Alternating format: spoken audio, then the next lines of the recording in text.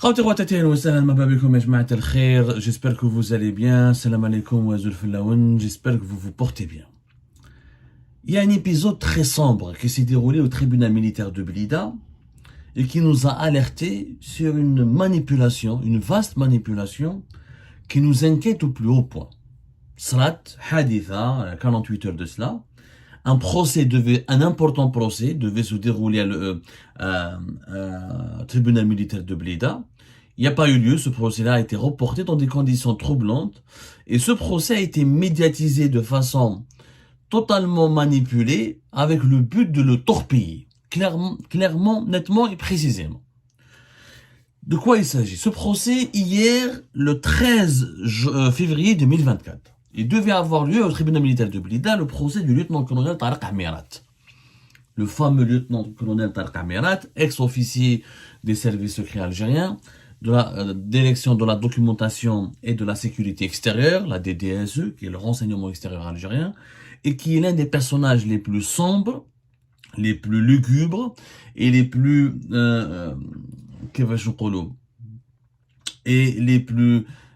intrigants de ces 2 dernières années au sein de l'appareil sécuritaire algérien. On est les seuls qui en ont parlé, on a fait l'Algérie. Officiellement, le colonel Tariq Amirat, il était le chef de bureau de l'ambassade d'Algérie à Paris entre 2017 et 2019. Auparavant, il était le responsable, en 2016, il était le responsable du bureau de sécurité de l'ambassade d'Algérie à Rome. Les bureaux de sécurité des ambassades d'Algérie, ce sont des bureaux des services secrets. C'est-à-dire que ce sont les services secrets algériens qui ont leur propre bureau, qui, à travers ce bureau, ils assurent de leur coopération, de leur collaboration avec les services secrets du pays hôte, avec lequel l'Algérie a des relations bilatérales. Et ce bureau est utilisé pour surveiller, s'informer, se documenter, faire des rapports sur les intérêts de l'Algérie, comment ils sont représentés dans ce pays-là, ou là sur les mouvements, les activités de la diaspora algérienne présents éventuellement dans ce pays-là. Retenez que le bureau de sécurité est un organisme qui relève des services secrets et qui est géré par la direction de la documentation de la sécurité extérieure, le renseignement extérieur algérien. Tariq Amirat, c'est la 2e fois qu'il se retrouve en prison. La première fois, c'était l'été 2019, il a été arrêté.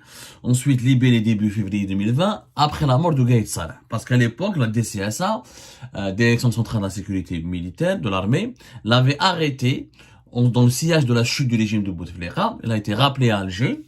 Le bureau de sécurité de l'ambassade de Paris parce qu'il était proche de Saïd Bouteflika. En réalité, son frère. Il a un frère. Il était l'ami de Saïd Bouteflika. Et Saïd Bouteflika était à l'origine de sa promotion à la tête du bureau de sécurité de l'ambassade d'Algérie à Paris, alors qu'il était même pas colonel à l'époque. C'est très rare où un capitaine ou là quelqu'un qui a un grade inférieur à colonel puisse diriger le bureau de sécurité de l'ambassade d'Algérie à Paris, qui est le bureau de sécurité le plus sensible, le plus important et le plus stratégique des services secrets à l'étranger. Services secrets algériens. À l'époque, il y a une affaire complot et atteinte à la hiérarchie militaire parce que il avait dirigé une délégation juste avant Juste après le Hirak, au mois de mars 2019, il y avait une délégation des services secrets français, la DGSE, qui sont venus en Algérie, où lui, il les avait guidés, il les avait accompagnés en Algérie. Ça, c'est le protocole, c'est normal. Le chef de bureau de sécurité de l'ambassade d'Algérie accompagne les délégations des services secrets étrangers qui viennent lors des réunions bilatérales en Algérie, sauf que il se trouve que M. Tariq Amirat a débordé à l'époque de son cadre réglementaire, parce que normalement les services secrets étrangers ne rencontrent que les services secrets algériens, et on avait accusé à l'époque Tariq Amirat d'avoir organisé une rencontre entre Saïd Bouteflika et les services secrets français. Cette accusation, à l'époque, était fallacieuse. Elle n'a jamais été prouvée ou étayée. Et personnellement, j'avais défendu M. Tariq Amirat à l'époque, parce que quand j'ai fait mon enquête, j'avais vu que c'était davantage un règlement de compte qu'autre chose. Sauf que M. Tariq Amirat a totalement changé.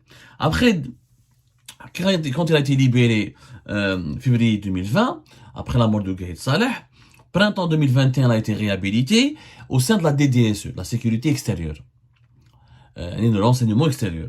On lui a donné un poste important, il a été promu lieutenant-colonel. À l'époque, c'était le général-major Noureddin alias Mahfoud, qui est le plus catastrophique هذا محفوظ normalement هو اللي يتحاسب.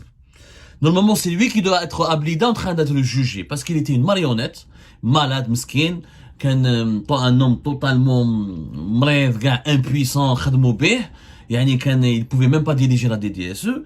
هذا طارق عميرات, il a été placé à la tête, il était le numéro 2 d'un service important pour la sécurité extérieure, اللي هو la cellule anti-subversion de la DDSE. La cellule anti-subversion, c'est un service pour l'enseignement extérieur algérien qui est chargé de neutraliser, de gérer, de contrôler ce qu'on appelle les éléments subversifs installés à l'étranger. Pour les autorités algériennes, moi par exemple, je suis un élément subversif. Alors que je suis qu'un journaliste.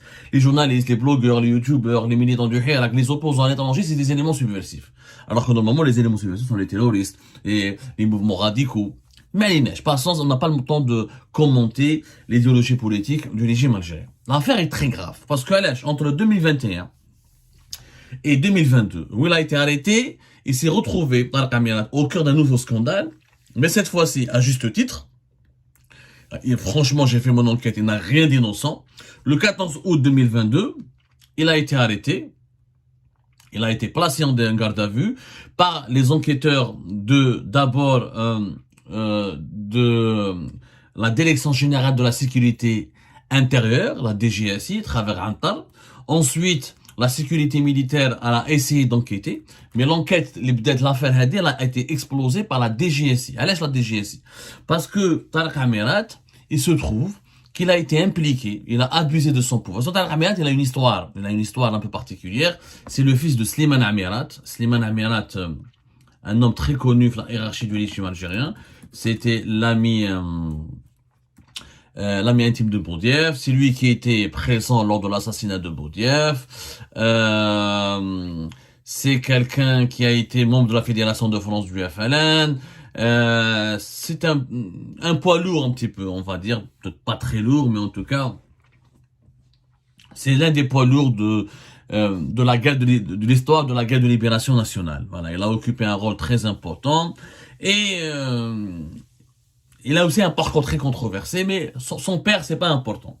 Donc sa mère qui a gardé le nom qui était l'épouse de Slimane Amirat, elle a gardé toujours des contacts très importants avec le régime algérien. Et la réhabilitation, la sortie de prison de Tarek Amirat à l'époque après la mort de Gaïd Salah et sa réhabilitation et sa nomination ensuite au sein de l'enseignement extérieur est entièrement expliquée par l'influence de sa mère qui elle-même racontait à Alger qu'elle connaissait personnellement Saïd Chengriha et qu'elle aurait demandé la réhabilitation de son fils et son réintégration au sein des services secrets algériens. Donc je t'arrive au bouc, ce n'est pas n'importe qui Tarek Amirat. Il descend d'une famille importante. C'est le produit du régime algérien. C'est un fils d'un ancien haut responsable important du mouvement de libération nationale et qui a aussi avait des relations très importantes avec le régime algérien. On va pas s'attarder sur la Slimane Amirat parce que c'est pas l'objet de notre émission et ça va durer très longtemps. علاش دخلوه الحبس en août 2022.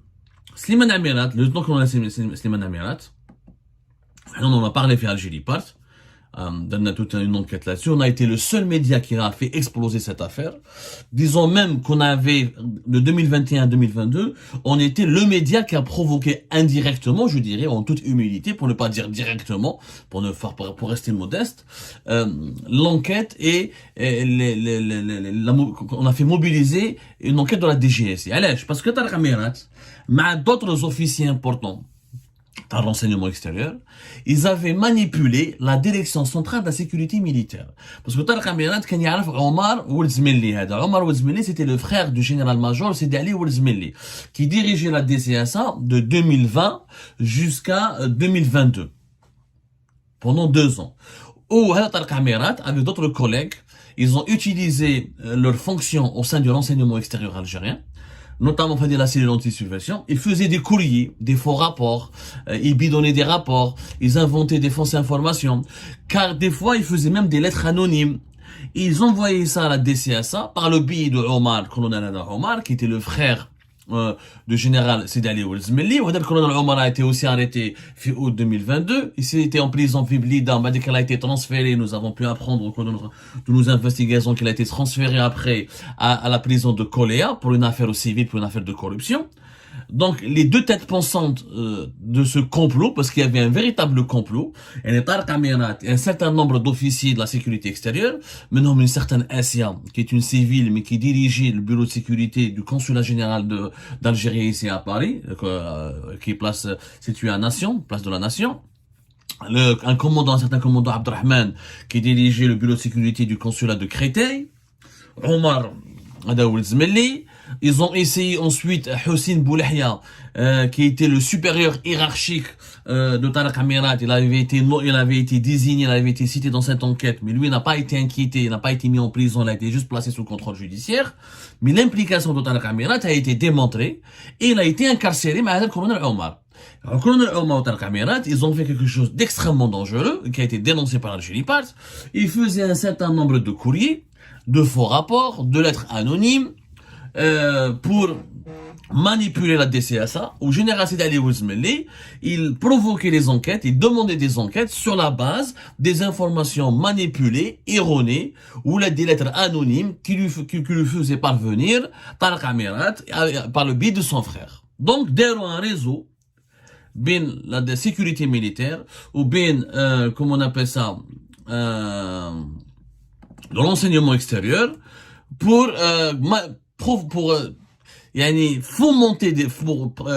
préfabriquer des dossiers et fomenter des enquêtes sur des responsables politiques ou la militaire de l'État algérien afin de provoquer leur chute. Il provoque des enquêtes pour que la DCSA enquête sur des colonels, sur des généraux, ou là même sur des membres du gouvernement, ou là même sur des conseillers d'Abdelmajid Tebboune, ou Saïd Chengreh à son cabinet recevait ensuite des rapports basés sur ces informations manipulées, sur ces rapports bidonnés et élaborés juste dans le but de nuire à des adversaires politiques, à des officiers, ou à des personnalités politiques qui gênaient les intérêts de ce clan. Parce que derrière un clan, Tarek Amirat, le colonel Omar, derrière un clan, un réseau, ils étaient en train de comploter. Ou finalement, il s'est avéré que ces complots ont mis en danger le palais présidentiel. C'était la personne des membres de la famille de Abdelmajid Tebboune, ses propres conseillers étaient ciblés par les manœuvres de complot ourdies par Tarek Amirat avec la complicité de Sidi Ali Ouzmeli. Arrestation, emprisonnement, et le dossier a été remis à la justice militaire de Blida. De août 2022, quand l'affaire, il fallait juste programmer le procès. Le procès était prévu hier, le 13 février 2024. Presque une année et demie après l'affaire. D'ailleurs, l'affaire a été étouffée, plus personne n'en a parlé, alors que s'agissait quand même des accusations sont extrêmement graves. Je dis bien extrêmement grave. Début septembre 2022, Sidi Ali Ouzmeli a été limogé, il a été remplacé à l'époque par le général Abdelaziz Nuit Chouetar, alors que son frère était en prison. Lui, il avait été impliqué, il se retrouve sur le banc des accusés, parce qu'on l'avait accusé de vouloir, d'avoir couvert les agissements de ces comploteurs, d'avoir été l'un de leurs complices, parce que des enquêtes et des rapports ont été rédigés, des rapports accablants contre certaines personnalités, dont des conseillers importants de Tebboune et dont certains généraux officiers qui entretenaient des relations personnelles compliquées avec les officiers comploteurs ont été rédigés, des rapports ont été rédigés, et c'est des rapports vraiment accablants et qui auraient pu obliger ou la contraindre la justice militaire à prononcer des placements en détention provisoire, par exemple. Donc, c'était des manœuvres de déstabilisation extrêmement dangereuses. L'affaire Habset, le procès devait commencer hier plutôt, le 13 février 2024. 24 heures après ce procès, il dit Hicham Aboud, qui n'a pas de source, qui n'a plus de contact avec des sources bien informées au sein du régime algérien, étant donné qu'il est exilé au Maroc, il vit à Casablanca, et qu'il adopte lui-même un discours très pro-marocain, où c'est libre à lui, à la kulli hal, sauf qu'à l'époque, comme en Algérie, les sources sécuritaires, etc., ne communiquent pas ou ne donnent pas des informations à quelqu'un qui mahroug. Mahroug, خلاص, عايش في Casablanca, il demande la nationalité marocaine, connaissant bien le fonctionnement des autorités du régime algérien, même les gens qui sont à l'intérieur et qui sont opposés à ce régime, ils ne vont jamais s'aventurer à donner des informations à Hicham Aboud. D'ailleurs, ces derniers temps, vous voyez les informations de Hicham Aboud, toutes des fake news. Il a défendu Farizeddine Bencheikh, patron de la police. Tout ce qui est contre, par exemple, les services secrets ou les institutions militaires, il les défendait. Il a transformé Farizeddine Bencheikh en un héros. Il met les enfants de Gaïs Salah a été les fake news. Une fois le fils de Gaïs Salah a été arrêté, alors qu'il n'a même pas été retrouvé. Des fake news parce qu'on met un douche des sources. Sauf que, le 12 février 2024, il publie une vidéo dans laquelle il dit qu'il y a un procès, tel qu'on a dans la caméra, que le témoin de ce procès, il donne des informations qui sont vraies. Et c'est vrai que le principal témoin de ce procès, c'est l'ex-consul d'Algérie à Alicante, le colonel, le colonel Boualam Ben Nasser, et dont je vais vous rappeler que nous avons déjà fait une émission sur lui, où Hicham Aboud كبر الحكاية. قال لك soi-disant, parce qu'il y a un seul témoin في البروسي هذايا. Il y a des personnes qui sont placées en détention, d'autres personnes qui sont placées sous contrôle judiciaire, et une personne qui est témoin. Le seul témoin de cette affaire, c'est le colonel Ben Nasser Boualam, qui était l'ex-consul d'Algérie, في Alicante, et qui a une histoire tout à fait extraordinaire, puisque l'ex-consul Hadaya, je vous l'émission du 14 octobre 2023, on en a parlé, on a donné tous les détails. Il avait été arrêté, il avait été placé en garde à vue parce que en octobre 2023, il avait été soupçonné d'être à l'origine des fuites d'informations qui ont permis à Amir DZ, un autre cyberactiviste établi à Paris, le concernant. À l'époque, Amir DZ parlait de la DDSE, il parlait d'un certain colonel Mouad, qui lui-même, qui est actuellement le patron de cette fameuse cellule anti-subversion de la DDSE dont je vous ai parlé tout à l'heure. Et il y avait des informations des accusations extrêmement graves qui avaient fuité, qui a été véhiculées par l'Amir DZ. Et on avait soupçonné Boualam Ben Nasser d'être la source de Amir DZ. Voilà, grosso modo. Il avait été arrêté, Boualam Ben Nasser. En bad, il a été placé en garde à vue, il a été soumis à une enquête, il a été interrogé par les enquêteurs de la DCSA, de la sécurité militaire. On a fait Algérie part que c'était donc, il avait même été en garde à vue dans une caserne à Béchar, que son arrestation avait été ordonnée directement par le commandant de la 3e région militaire, qui avait reçu l'ordre de procéder à l'arrestation de Boualam Ben Nasser par le directeur de cabinet de Saïd Chengriha. Alors, Boualam Ben Nasser, il était à Alicante, ensuite il a eu une disgrâce, il a été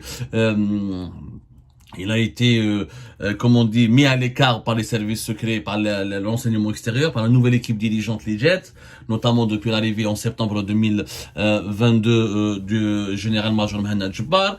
Ils l'ont affecté à Béchar en guise de punition. Parce que déjà, Hadalo Gradé, il avait déjà un problème à la DCSA, parce qu'en 2021, quand il a été affecté à Béchar dans la 3e région militaire, auparavant, on lui avait demandé, la direction de la DCSA lui avait demandé de faire un témoignage concernant Boualam, le conseiller le plus puissant et le plus proche d'Abdelmajid Tebboune, et le fils de Tebboune, et le fils de Boualam. Quand il était à Alicante, toi, t'as des informations, parce qu'il était à Alicante jusqu'à mars 2021. La DCSA lui avait demandé de faire un témoignage accablant contre Boualam et son fils, qui aurait fait des affaires de trafic, d'enrichissement illicite, d'achat de biens immobiliers, des comportements de délinquance financière et de délinquance morale, parce que le fils de Boualam on lui a même imputé une affaire de drogue, etc. Ouada Boualam Ben Nasser a refusé de témoigner.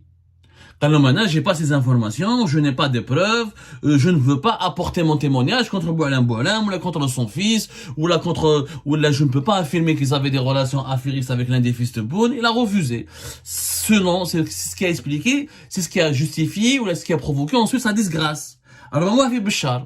Mais il se trouve que le colonel Ben Nasser Boualam, avant d'être à Alicante, il était le chef de bureau de sécurité du consulat de Bobigny à Paris, de 2010 à 2013, et qu'il est l'un des plus anciens, l'un des plus expérimentés officiers du renseignement extérieur, et que lui, il est à l'origine il est l'un des témoins pratiquement, d'après nos investigations, c'est le seul témoin clé fait l'affaire Tariq Amirat. C'est lui qui avait témoigné, voilà, effectivement, il avait des informations en sa possession. Les Tariq Amirat et ses complices, et certains de ses complices au sein du renseignement extérieur, comme Boualem Ben Nasser est un enfant de la boîte, de la DDSE, effectivement, attendant des informations précises et détaillées qui ont permis à la caserne Antar, la DGSI, sa principale base de logistique, son principal centre opérationnel, c'est Antar, donc de mettre ensuite en cause Tariq Amirat et ses complices dans le cadre de cette fameuse enquête d'un démantèlement sur un réseau de comploteurs. Et c'est Boualem Ben Nasser qui témoigne, qui a donné des informations précieuses. Comme par hasard, 24 heures avant le procès de Tariq Amirat, Hicham Aboud, il fait un portrait élogieux de Boualem Ben Nasser, où il raconte, alors que le procès n'avait même pas eu lieu. Allez, ils avaient été convoqués 2 jours, d'après nos informations, 48 heures auparavant, entre le 11 et le 10 février, ils avaient l'information qu'ils devaient être convoqués pour l'organisation du procès au tribunal militaire de Blida, et le procès devait avoir lieu le 13 février. Le 12 février, Hicham Aboud, ça se voit que c'est une grosse manipulation, parce qu'il raconte que le procès a eu lieu, ou quoi, Boualem Ben Nasser, il a fait un témoignage contre Shengriha, où il a raconté que c'est Shengriha qui est à l'origine du complot, et que c'est lui qui utilisait Tariq Amirat ou Sidi Ali Oulzmelli pour torpiller Abdelmajid Tebboune, torpiller Boualem, et provoquer un schisme au sein du régime algérien. Des informations de Hicham Aboud totalement fausses et hallucinantes. Yani, c'est quelqu'un, il lui a donné, en fait, c'est ça la manipulation. Comment les sources manipulent les journalistes en Algérie? Une source donne 1% de vérité, 99% de mensonge. Le seul pourcentage de vérité, c'est qu'un procès devait avoir lieu, mais qui n'a pas eu lieu, ou qu'effectivement le témoin, c'est Boualem Ben Nasser, c'est le colonel Boualem Ben Nasser, sauf que le colonel Boualem Ben Nasser, nous l'avons vérifié, n'a jamais dit du mal de Shengriha, n'a jamais parlé de Shengriha, parce que l'affaire ne concerne pas Shengriha, elle concerne Tariq Amirat, Sidi Ali Oulzmelli, les frères de Sidi Ali Oulzmelli, et Hossein Boulahia, Assia Hadi al-Akhir, وهذا ما كان. C'est Shengriha n'a rien à voir avec l'affaire. Et c'est le procès de Tariq Amirat. Et ça concerne des faits qui impliquent uniquement Tariq Amirat. En fait, tellement il y a eu, Hicham Aboud, il en a tellement parlé sur le témoin, qu'il y a eu des pressions, carrément, on a bien compris que c'était des pressions exercées, il voulait manipuler, ou là, ses sources lui ont demandé de manipuler l'opinion publique pour que le procès n'ait pas lieu, parce que il a sorti des informations compromettantes, donc les conditions d'organiser un procès équitable n'étaient plus réunies, et le jour J, le 13 février, le procès a été reporté. Parce que d'autres accusés sont pas venus, le témoin, il était là. Sidi Ali Oulzmelli, l'ex-patron de la DCSA, il était là. Mais les juges, chef Oubeli, d'autres parties n'étaient pas là. Et donc, ils se sont énervés, ils ont décidé de reporter. Mais, comment se fait-il qu'on médiatise ce procès qui se tient à tribunal militaire de Blida? Un peu comme les procès, la justice militaire en Algérie, elle est hyper stricte. Elle est vraiment hyper stricte. C'est-à-dire que elle est très, comment dirais-je, elle est très discrète, très peu d'informations circulent, les convocations ont été récupérées chez Antar, ce sont des officiers du renseignement extérieur, donc ce sont les services secrets qui étaient uniquement au courant de la tenue de ce procès, qui implique un officier supérieur du renseignement extérieur dans les services secrets, donc c'est une affaire qui est censée rester très secrète. 24 heures auparavant, à la veille du procès, ils ont sorti des informations,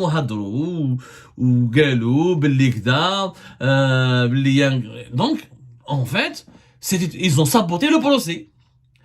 Il y a des parties, ceux qui ont donné les informations à Hicham Aboud, dont la majorité étaient fausses, parce que le témoin de Boualem Ben Nasser, d'ailleurs c'est pas la première fois qu'il est impliqué, qu'il est médiatisé.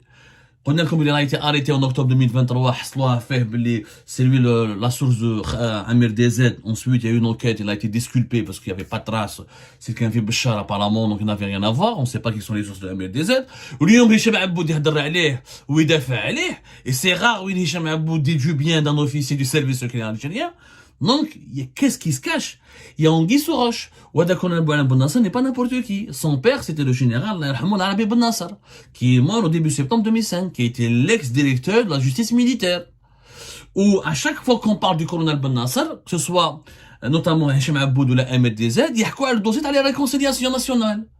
Parce que c'est leur père qui a dirigé l'enquête sur les disparitions ou sur le déroulement de certaines tueries pendant la décennie noire. Donc, on a l'impression que le colonel Boualem Ben Nasser et sa famille sont instrumentalisés ou sont utilisés pour, comment dirais-je, pour torpiller une enquête ou un processus judiciaire qui implique des officiers du renseignement extérieur et de la sécurité militaire. Car la justice militaire, elle est sous pression et on exerce des pressions sur elle pour l'empêcher de juger convenablement, c'est d'aller au Esmeli ou notamment à Tariq Amirat. On a l'impression que cette affaire du complot qui implique des officiers influents, on cherche à l'étouffer. Il y a des vérités gênantes qu'on cherche à étouffer. Et ça m'inquiète. Ça m'inquiète d'ailleurs, qui fait l'information, c'est dans l'enseignement extérieur. Parce qu'ils ont récupéré leur convocation le lendemain, et juste après, le 13 février, le procès devait avoir lieu. Donc, l'information ne peut provenir que du renseignement extérieur. Donc, Nasra met des informations exprès, dans un but bien précis, pour torpiller ce fameux procès. Dans les révélations ou dans les conclusions, risque d'ébranler encore davantage l'institution militaire. Parce qu'il y avait un réseau de comploteurs qui ont comploté, qui ont fait du mal et qui ont porté un préjudice à l'intégrité morale de l'État parce qu'ils voulaient provoquer la chute de dirigeants civils et militaires en instrumentalisant ou en manipulant la DCS, la Direction Centrale de la Sécurité de l'Armée. C'est une affaire hyper dangereuse, très très inquiétante. Algérie poursuit son enquête et on reviendra là-dessus. Mais faites attention aux manipulations, faites attention à vos sources, faites attention à ce qui est dit. Ce qui a été dit dans la vidéo de Hicham Aboud est totalement faux. Le procès a été reporté hier, il devait avoir lieu le 13, il ne devait pas avoir lieu le 12. Le témoin n'a pas du tout parlé de Chengreha.